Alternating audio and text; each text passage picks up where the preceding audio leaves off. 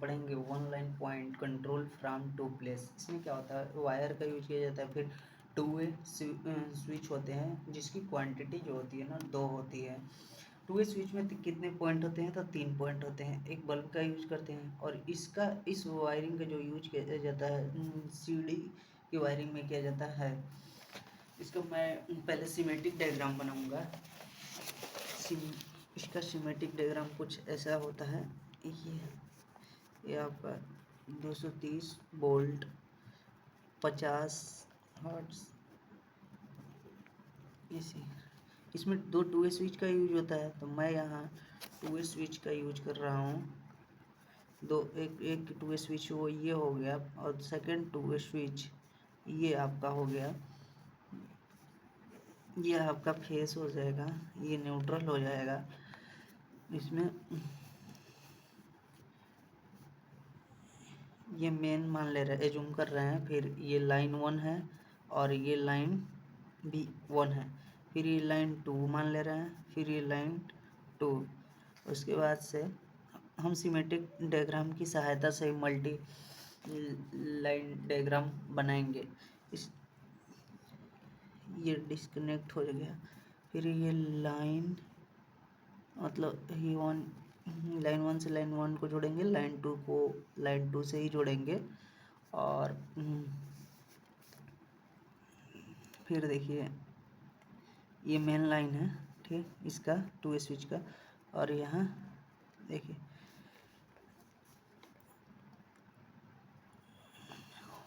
ये हुआ हमारा। और यहाँ एक बल्ब का यूज कर लेंगे। ये लाइन 1 आ रही है, लाइन 1 यहाँ डिस्कनेक्ट हो गई, यानी फिर ये जो है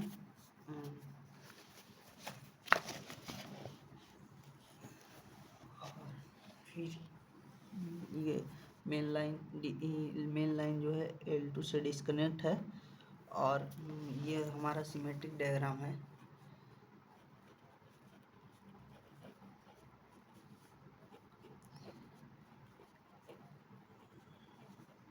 सिमेट्रिक डायग्राम की सहायता से ही मल्टी लाइन डायग्राम हम बनाएंगे।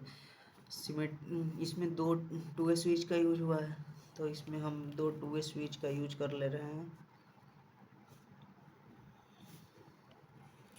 इसमें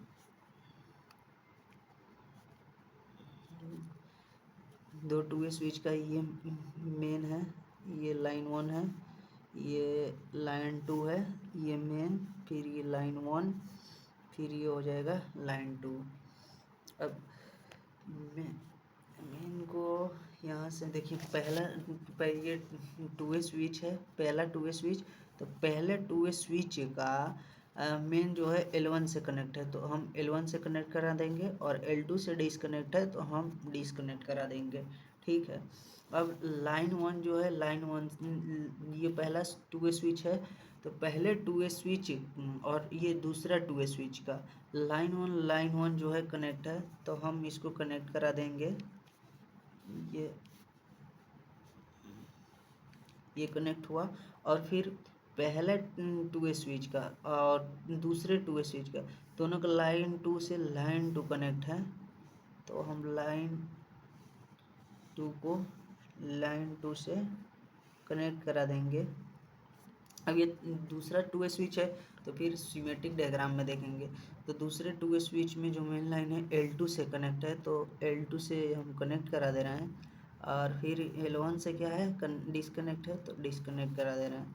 अब मेन लाइन से एक वायर जो मेन लाइन से ये तार गया, इसमें ही बल्ब लगा है, तो इसमें ले जाके इसमें ये M से निकला, फिर इसमें ही हमको बल्ब लगाना है, क्योंकि लास्ट मेन स्विच है इसी में बल्ब लगा है मेन ये। और फिर यहाँ से हम एक न्यूट्रल ले लेंगे और यहाँ जाके कंप्लीट हुआ, ये न्यूट्रल हो जाएगा और ये क्या हो जाएगा, फेज हो जाएगा। ये हमारा जो डायग्राम है मल्टी लाइन डायग्राम है, मल्टी लाइन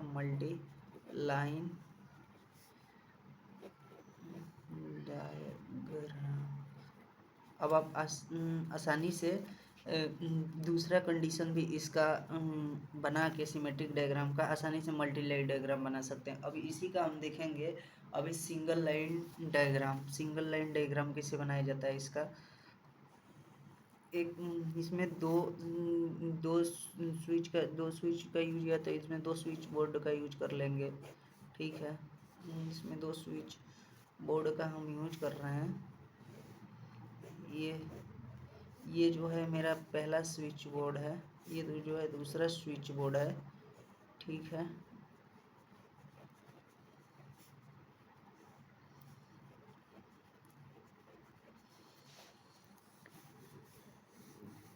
ये थोड़ा अधिक हो, ये नहीं होना चाहिए। फिर यहाँ देखिए, ये जो इसमें दो वायर आ रहे हैं, तो यहाँ पर भी इसमें देखिए ये दो वायर जा रहे हैं, तो दो वायर का यूज हुआ है।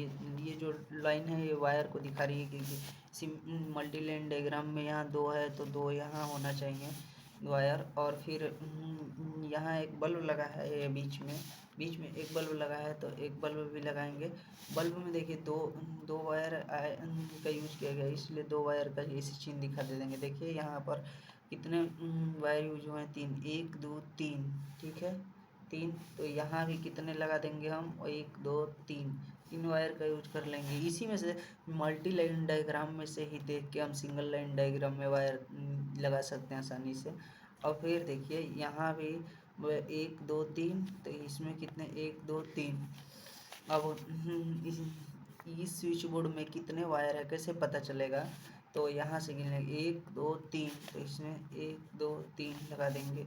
फिर देखिए इस स्विच बोर्ड में, पहले स्विच बोर्ड में कितने वायर हैं, 1 2 3, तो इसमें भी कितने लगा देंगे, 1 2 3। इस तरह से हमारा ये one bulb control from two places by using two way switch complete हुआ। इसी तरह से इसका अलग अलग कंडीशन भी बना सकते हैं।